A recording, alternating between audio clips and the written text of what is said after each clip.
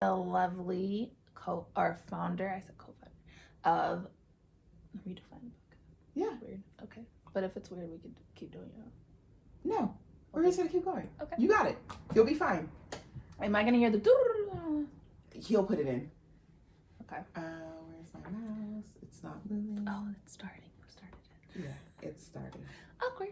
Okay, so you'll hear 3 clicks, and then we're going to go. You ready? Yes. Oh, fuck it. I hate it. I knew it. Say it's about 20 clicks on mine. I'm like, when should I jump in? When do I come in? I counted 3 a long time ago. Okay. Sorry. I hate that shit. How long has this been going on? A month? Yeah. Since June 16th. That's it? Okay. 4 clips for real this time. You said 3 the first time, so that was 4. Shit. When it stopped clicking, you start talking. Ready?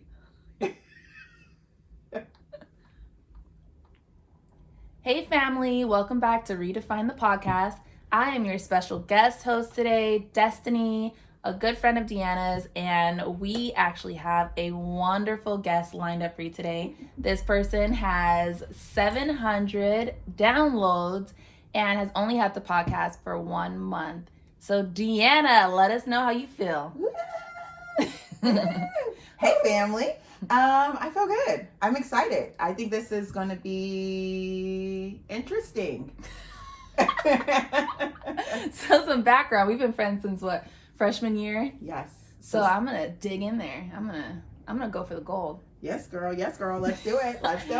So I want to start off with your vision for this podcast and how you kind of got this far so fast in a month. Some people are still struggling, after months or years of podcasts. And how are you wheeling in your listeners? I don't know. When I started to do this, when my idea was to be transparent and to be vulnerable. And I just wanted people to hear real shit. Like I wanted real stuff. Like I wanted things that we can relate to. And so there was like this time in my life where shit was just really fucked up and I didn't talk to anybody. Mm-hmm. And so I can remember times where I needed to talk to people and I didn't. And then later when I end up telling them the story of what happened, they're like, girl. And they had all this advice for me. Mm-hmm. And so then I'm like, damn, I went through this by myself and I struggled and I cried and I was like, oh my God, I'm gonna die. And there was people that were there to help me. Yeah. And so, but I think the desire of not wanting to be embarrassed or not wanting people to know my business or not any of that, it kept me from getting help. Right. Which is what a lot of people do. Yes. Yeah, and I was thinking this like I'm glad you said everything I was thinking of, because I know your story and I know most of it. Some people have, their own secrets, but I'm like, damn, like this is not your average 30-year-old story with like the nooks and the crannies, and it goes a lot deeper than what people know. Mm-hmm. And when you sit on stuff like that, then the next person is struggling from the same thing and they might not handle it as well as you did, or you know what I mean? Yeah. Like there's always purpose in your pain, and I think this is an awesome way to do it. I remember we were talking about at brunch how you have always interviewed people, so I'm like, my God, this is literally your purpose and your pain, because you're always like, how does that make you feel? I really care about that. How did you feel when that happened? Okay, so when that happened, so how did you get through? And I'm just like, bro, can we just have a conversation? I'm kind of analyzing. Right. I'm like, she's a therapist without going to school. I don't know why you did education. I thought you were gonna be a therapist. Girl, no, I had too much issues. I could not. So how have people responded lately to what you've been discussing on here? It's been good. I've had a lot of feedback, and it's crazy because a lot of it's like from people that I know, when they're like, I didn't know you went through this, or this is what I'm going through, and oh my God, you said this, and this was so inspiring, and the feedback is so good. Now, of course, there has been some like like my mother, she currently hates right. me. My mother currently hates me, and it's because I allowed Michaela to tell her story. Right. But it was to me like, it's her truth. Let her live in it. Mm-hmm. So I have that, like, but my mother's probably the only one that hates me at this point because of my podcast. Maybe David down the line, but today, David, you will hate us both. No, I'm just kidding. Right. The feedback has been so good. Whether it's people saying, "Hey, why don't you do this?" or "Have you thought about doing this?" or people telling me this person would be a great guest, or "Oh my God, you helped me. You're so inspiring." And I'm like, I'm inspiring, girl. I just be talking. Like, right. I literally just be talking, and so it's cool to hear it. Like, I feel like I'm on the right track. So what's the best feedback? Like, what's the one, I guess, advice or anything that's been standing out more than others that you constantly think about, rather good or bad or whatever? When, like, recording or just? Like, people giving feedback, reviews and whatnot. The feedback is the stories that's being told. They like the truth behind it. They like that they feel like they're sitting in the room. I don't want it to be like an interview. Answer question A, answer question B. Right. I want it to feel like when you're sitting here and you're listening to me, that you feel like you're a part of this, like you're in the room with us. Yeah. I want it to just be like you're sitting across the table and you really ain't got shit to say, but the conversation's good, so you're listening. Yeah. So that has been the most feedback that I got, that it's like super different from other podcasts, so it's good to listen to, and they feel like they're a part of it. Yeah. And I like that. That was my ultimate goal from the very beginning. I think you really do a good job at like going in depth, because I personally know everyone obviously that you've interviewed so far, because we just know so many of the same people. All the same people. But I am literally shocked every single time I listen to something. I'm just like, oh. Like on my way here, I was listening to Roberts, and I'm like, oh my God, like, I didn't even know. Like now when you look back on things, you start putting pieces together, like that makes sense. But I never in my entire life would have thought that was his story. Even Shauna's story and Miyoshi's, I think she just blew my mind. Like I had no idea. And I just think that this is just so good. Like even if I didn't know them, I would still be able to tune in, which I have like podcast ADHD or something, and I can't sit and listen to the same podcast or listen to people talk. I have to look at them. And I think it's cool that you have both options available, but I do just enjoy listening to people's stories and not having to physically see them. Right. So I think you're doing an awesome job. If you got my attention, I would tell you true. Yes, girl. And you know what? When I do those, like we have like a short discussion in the very beginning. We have no topic. I just tell them to talk about their moment, and I already know myself. I want to know the tea, so I'm gonna ask you questions. Right. When I am listening to them, every reaction is real. When I'm like, what the fuck? Oh my God.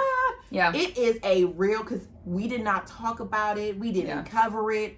I am very surprised. Like when Robert told me, I was like looking at him, I said, Robert, what the fuck? And I could totally tell you were surprised, because you kept saying, okay, so wait, so go back really quick. So you're telling me this happened, and then I ended off on the acid part, and I'm just like, oh my God. And I'm like, how do you? And then I'm like, oh my God, Deanna, that's too much information about acid. We're having like drug class. I told her, I'm like, nigga, I'm El Capo Jr. Like, I'm finna do this. I had no idea. Miyoshi, I'm like, Miyoshi, girl, you do makeup. What? And I was so surprised. Like it just, so it be real. Yeah, I love it. So I'm ready to jump into your story. I'm ready. Okay, but you're probably not ready. But I don't even know where we're going. Yeah, we didn't even discuss this. So I think that, as you said, like everyone has a redefining moment, but I think since you were 30, we should chop it up into 3 parts. Okay. So I want to know, from birth to the first 10 years of your life, what was your redefining moment for the first 10 years of your life? And usually people do not have this, so I know that people are like, what? I was a kid, I played. What do you mean? Like, no, but I know your first 10 years had some kind of redefining moment in there. Your second 10 years did, and your third. So we're going to start off with your first 10 years of your redefining moment. Oh my Jesus. And give us a little background on your family history, because, give us a cheat. They're not going to like you either. Well, no, okay. Donna, please. I love you. Please. Donna, Listen, Destiny is Donna McKoy's go-to, honey. Okay, if I'm doing something wrong, she go to Destiny because she know Destiny gonna get in my ass. Jessica might get in her ass, right? But Destiny gonna get in my ass. So Destiny is currently cut off. She's finna not be the go-to. I love you, please, Mom. I'm gonna just message her right before, like, please still love me. Please love me. 0 to 10. So my family's from Belize. My parents are immigrants, and they're like real immigrants. Right. My mother came through the back. My father got here legally, but my mother, my brother, they both came through the back. And I was raised as a Belizean child. I thought everybody was from an island. I thought everybody's mama was Jamaican or something of a, Belizean, Jamaican from Barbados. I did not realize that there was nobody, like there was just regular black people. Like there were American black people. And so growing up, I grew up just Belizean, like with all my cousins, with my grandmother, just Belizean. And that literally was just it. My birthday's on Christmas Eve. I always say the story. I had no idea that I had a birthday because it's the holidays and you celebrate, and my birthday was on Christmas Eve, so we was eating cake all the time, right? And I was like a big kid too, so like I was just eating sometimes. Yeah, I think one of the things that I can think about right now, 0 to 10, is elementary. I had a learning disability, and I also have a list that I currently still have now. It's so hard for me to say like CH words and SH words. SH words I'm a little bit better on. But let me see. I had never heard that before. Yeah, it's there. And so I'm so conscious of it. I will switch the words sometimes so I don't have to use those. So I don't have to use those words. And in elementary, I just could not retain information. And I was in, I don't think that I really learned how to read until I was like in 4th grade. And I don't think I knew how to do math like until I was like in 5th grade. And I struggled all the time. And I remember being like the cool kid that everybody liked, but I was also the stupid kid in class. And there was a white girl in my class. Her name was Janelle. Her middle name was Marie. And I had no idea how to spell my middle name, but because she knew how to spell hers, she would teach me. So it was like, it was just so hard. I don't know how I got through elementary. I guess No Child Left Behind. They was just passing my ass through. Don't leave her. Just keep her going. They just kept passing me through. And, there were certain teachers that really like, no, Deanna, like that would stay after school with me and really work with me because I just couldn't. It was so hard. Yeah. And when I remember being in speech, and when my mom and my dad found out that I was in speech, it took me out because they did not want me like, you're in speech, like you're, nothing's wrong with you. Yeah, nothing's wrong with me. And they took me out. And now when I look back, I'm like, fuck, that's like, people hear me talk every day. Like, that's something that could have been really helpful.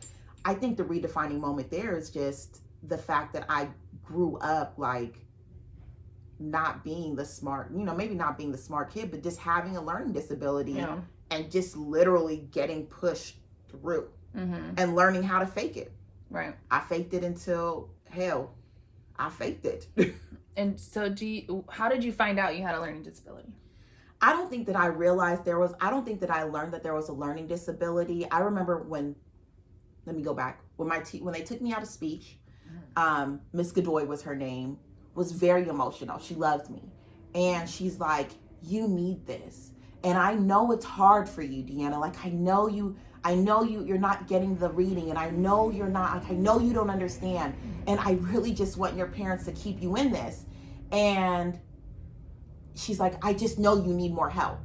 And I know she couldn't say it at that time, but now looking back as an educator myself, I'm like, oh, she knew. And the other teachers, I was one of the only black kids in class. I think they just figured that's just how black kids are. Right. And they helped me a little bit, but they didn't help me a lot. And Miss 𝐲𝐿𝐿 was the first person, Miss 𝐲𝐿𝐿 and then later on Miss Santoyo, that were really just like, they just loved me. and I felt it. And so I always wanted to do good because, well, they just loved me. And that was one of those things. I think that's the importance of education. Like, I'm a dance teacher, for those y'all don't know, but it's like you have these certain students that you kind of gravitate towards because you know that they need more help. And then even if it's just psychological or, you know, they just need to be around kids and stuff, and then when you get them snatched out of class, it like breaks your heart. Yeah. Because you're like, no, I want to help you. Like, who knows, if you move on to the next teacher, they might not care. Yeah. You know what I mean? And then you just kind of wonder what happened to this kid. Did they make it? Did they do this? So after you kind of got pushed through, did you have those educators down the line that were still willing to help you? Junior high, yeah, there were some good teachers that I had in junior high, like Miss Norton, and I can remember a couple. But junior high, I started to have like a group of friends, and I started to maybe ask for help more. But I think junior high was like shifting for me because I was kind of finding who I was. I was meeting like my lifelong friends that I had no idea about. And I was doing okay. I was doing enough to I did enough not to get noticed, and I did enough to get by. Right. You know, nice. So I did just enough. If I was gonna at least get a C, I wasn't gonna fail. But I think that was a part of the learning how to push through. And I did so many other things that were good. There was no reason for anybody to bother me. It was like, well, she's just an active kid. Like, who cares? That was it. So do you feel like you're all caught up now, or how long did it take for you to feel, I guess, quote unquote, normal or up to speed with everyone else? Not until I got to Dominguez Hills. And I don't even know if I feel like I'm not a good student. I fucking work hard. Right. So it's hard for me. One of my biggest, like when I was at Dominguez Hills in the beginning, I'm getting emotional already. God damn it. So only a little bit. And look, I'm the wrong person because I'm just so emotionless. She does not have, she's like, is so dry when it comes to emotions. When I was at Dominguez Hills, one of the things that I struggled with was critically thinking, because they want you to answer these questions, and I'm like a critical thinker, but it takes me a little bit of time. Right. And so they like tell me something, I'm like, but why would you do that? Like, why would you even want to do that? Like, why would you want to save the burning books out of the give a fuck about them books. Right. You know, but then people are telling you how to get in there, and I'm like, I'm not going in. Right. Overanalyze. Yeah. It took one of my first professor, I can't remember her last name, but Jane, I was writing one of my first essay papers, and I was just scared. I'm like, I'm going to get an F. I don't know what the fuck. But I would always talk in class. And talk to who? To the professor, to the class. Oh, okay. And if I didn't, I hadn't, by this point, I'm like, shit, if I don't know, I don't know. I'm asking a question. Right. I don't give a shit. See, I'm not that student. I will not. Oh, I'm the student at the end of class, right? Any more questions? And no. Everybody's packing their stuff up. And I'm like, but wait, what about? Oh my God, I hate that. And everybody just looking at you like, bitch. Yes, I'm her. And my professor, when I got my paper back, I ended up getting an A. And she's like, Deanna, the way that your mind thinks, I know that you probably have been told it's not right. But that's exactly what we need in school. You're willing to question why. Yeah. When most students are going to just bullshit and answer, you want to know, why the fuck am I going in there anyways? And so it took to college where I had the freedom to move and think. And I don't know nobody at Dominguez Hills. I don't know nobody besides the people that I've met, and they met me in this place. So it's fine. Yep. I don't have to put on the front for no one. And the criteria is not so strict. You do have a lot more freedom, like you said, but it's kind of like in college, you feel like you could break free a little bit. Like you're like, who am I? That's the who am I part of life, you know? So, do you think that the fact that what do your parents speak? Spanglish? Not Spanglish, but like, I speak Creole. Creole, okay. Because Woo! When her mama is mad, Jesus. Listen. I'd be like, Deanna, what did your mom say? Girl, don't worry about it. She cussing people out. Right. Don't worry about it. And she even types like how she talks. So I'd be like, what? Literally. That's how Michaela's name is spelled. Michaela. Yeah, like that's it's spelled. Michaela. Michaela. That's exactly how my mother speaks. So that's exactly how it's spelled. Right. So do you think that them not speaking English messed with your disability or like your progress as a learner? Or do you think it's just something that happened? I think it's just something that happened. I think I just kind of fell through the cracks. My father has a master's degree. Yeah, I think your daddy's smart as hell. He is too. But I think he was so busy with him, he didn't have time for me. Right. And when he would work with me, he'd be so irritated because I was so damn slow. Like that's me and Monique, I swear to God. I was so damn slow. My dad would be like, Deanna, like I remember my dad doing my homework. Like, fuck it. Like, he's like, I'll just do it. Yeah. And he would write it on this paper and do it, and then I would copy it over. Like, I think that he didn't have time, and then my mother, I think only went to school up until like 3rd grade. Mm-hmm. You have to pay in Belize. You have to pay to go to school. So, and God, in elementary too. To this very day. Jeez. And I think that my mom is like maybe 1 of 13. Oh my God. So them kids, I had no idea. Yeah, they didn't go to school. That's a lot. That's a lot of kids. That's a lot of popping them out. Girl. Same mom. My grandmother, my mom always says now, my grandmother was never not pregnant. See now. Fuck that. Fuck them kids. And I bet you she was super thin. But when she was thin, but then she ended up having like this belly that just never went away. Because she had all them fucking babies. Well, damn. I mean, that's... Fucking kids. That's a lot. Mm-hmm. That's a lot of kids. Okay, anyway, because every time I hear something like that, I'm just like, oh my God, 13 times. Like, no twins, huh? No. See, no. I can't. No. And adopted one. Mm-mm. And adopted a baby, too. Because you didn't have enough. Right. Yeah, okay. Kids. So, 0 to 10, redefining moment is education, learning disability. What is 11 to 20? And I know this gets good because this is a good gap here. This is a good gap. This is when I met you halfway through this. So tell me 11 to 20, what life was like and what redefined Deanna. My mom had Mookie when I was in 8th grade. And that was a moment in itself. I was the baby for 14 years. Mm-hmm. So when Mookie came, it was like, hell yeah. You were happy? I was so excited. I was so excited when Mookie came because I'm like, they not going to be on my head. Because my mom is like very affectionate and she just loves you. Yeah. And I was ready to like be free. Right. I'm like, fuck y'all, like the baby's here. And take care of the baby. Yes. And Mookie is a big deal because I just fell in love with her. Like I just loved her in a different kind of way. Right. And then high school. This is where I come in. Yeah. Tea. I know this stuff. High school was crazy. During high school, my mom was on drugs until I graduated. So tell us how you found out. One of my aunts. My mom was a functioning addict.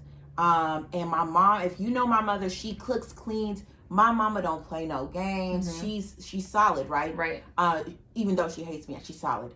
And so, and I think one of my aunts called my dad and said, hey, Donna's on drugs. And my dad's like, no, the fuck she isn't. Like, everybody in Belize, everybody smoked weed. So we thought she just smoking weed. Wait, so are you guys in Belize or you're in? We're here. Okay, you're here. And so we find out that way. And so then there was some things happening where she would always make these trips to LA or she was doing things.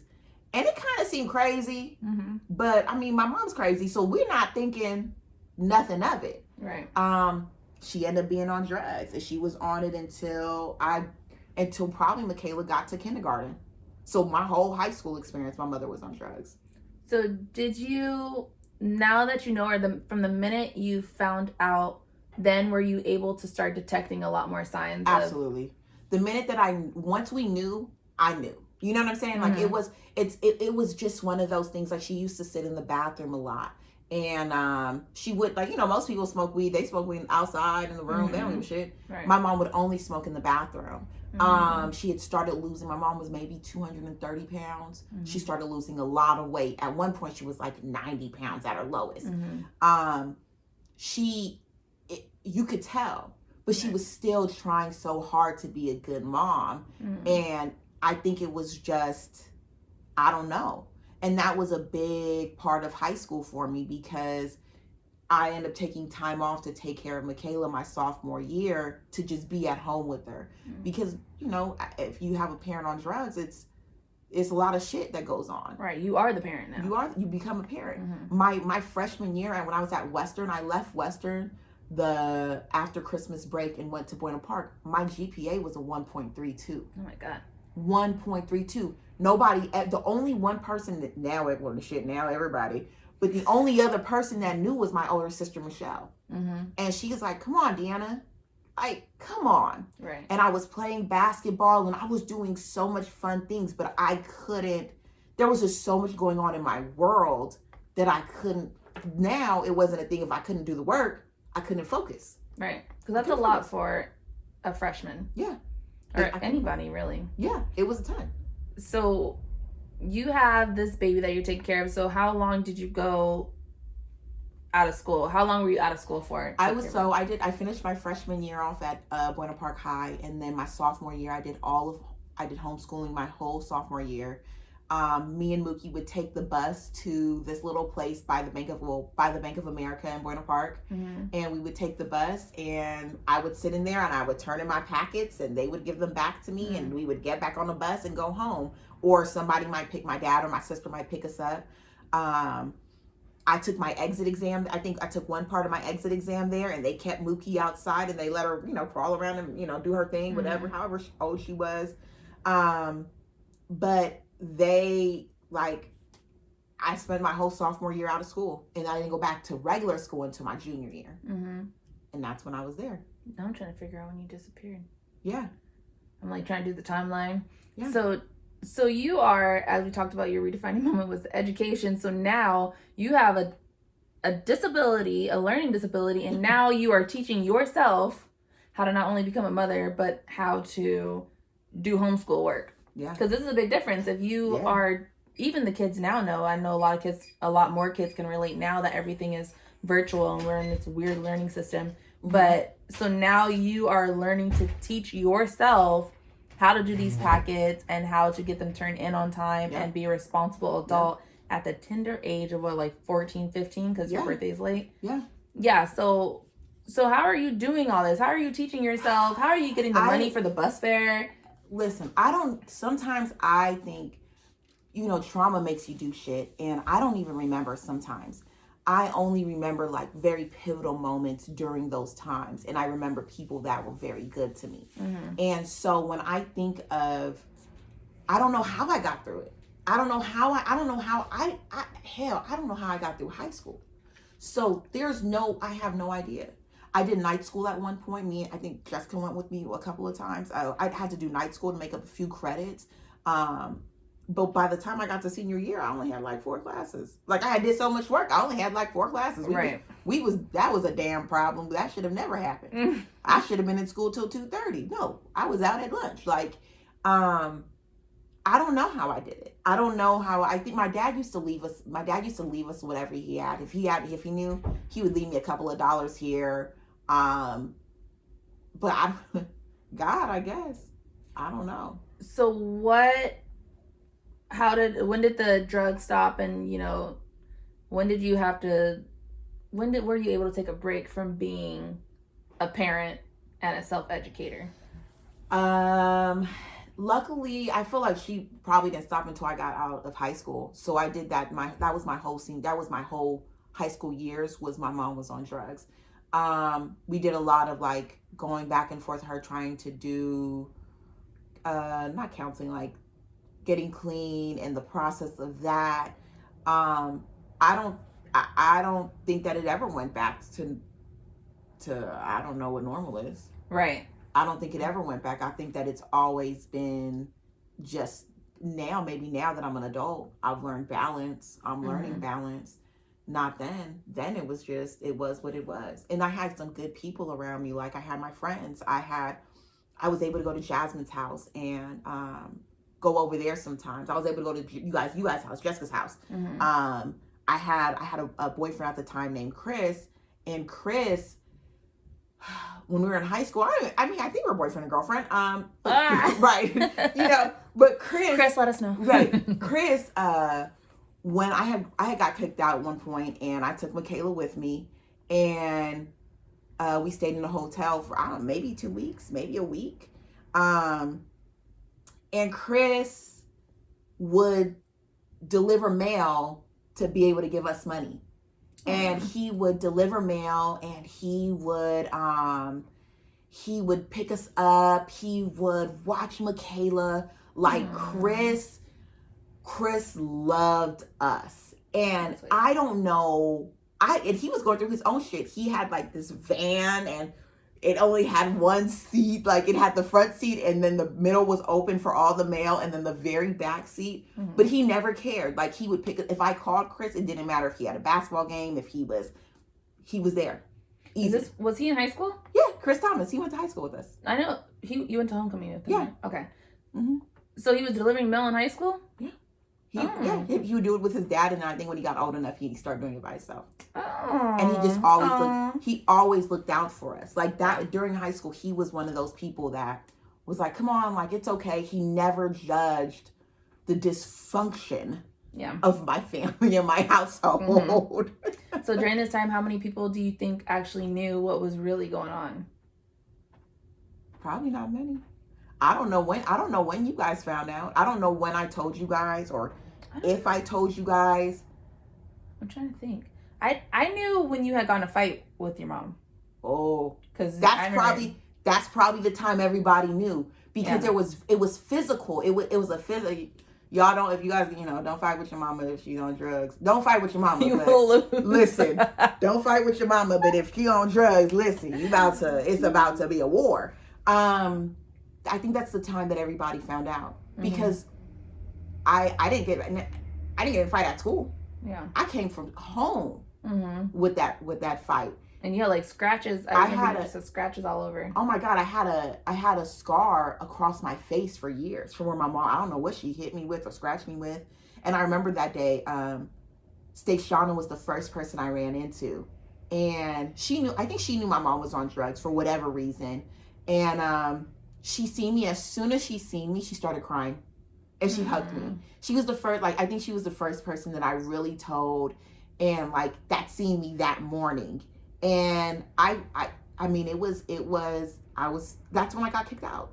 That's when I got kicked out. And it wasn't like we got in a fight over something minute. I think it was, she was high, and she told me to wash the dishes, and I was doing something for Michaela, and I think I was making food.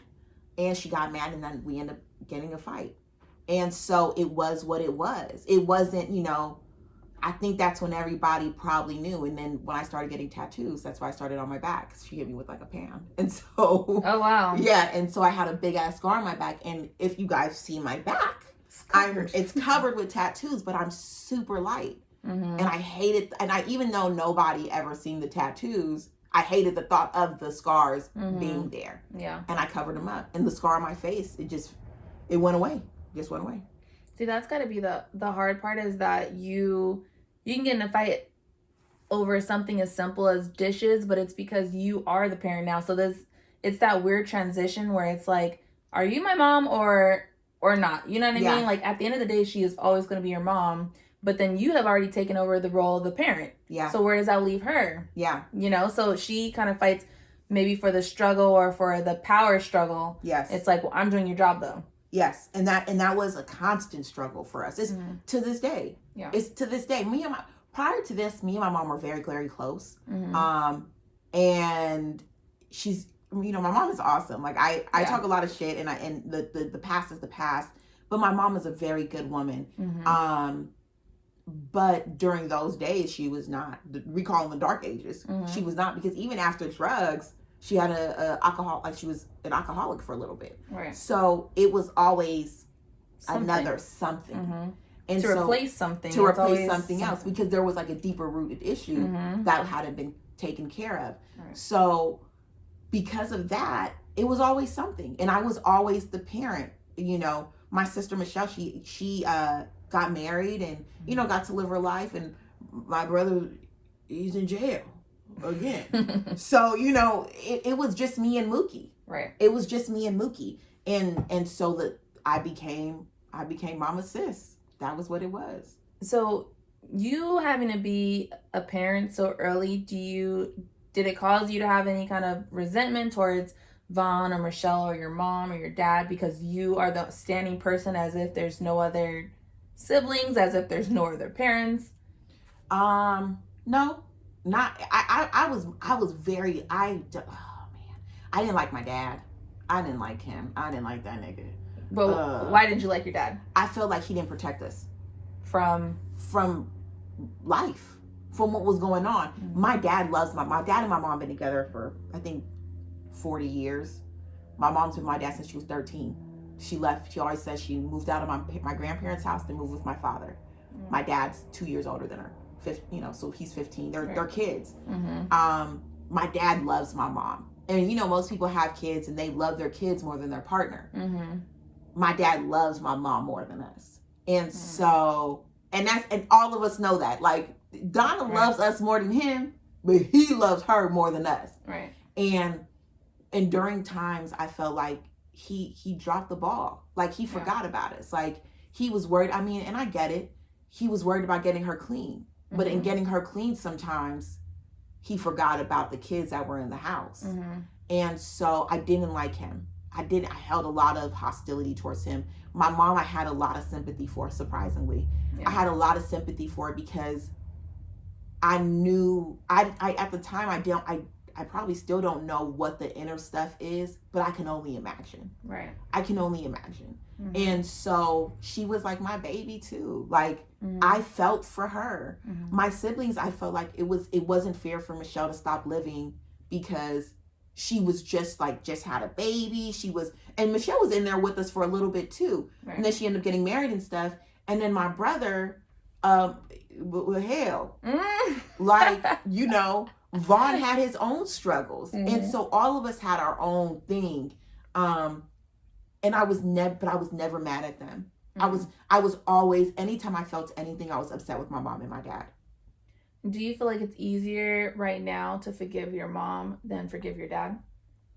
I forgive my dad. I think, though, it took for him to almost die for me to forgive him. Mm-hmm. And I think God put life in perspective at that point. Are you going to hold on to that?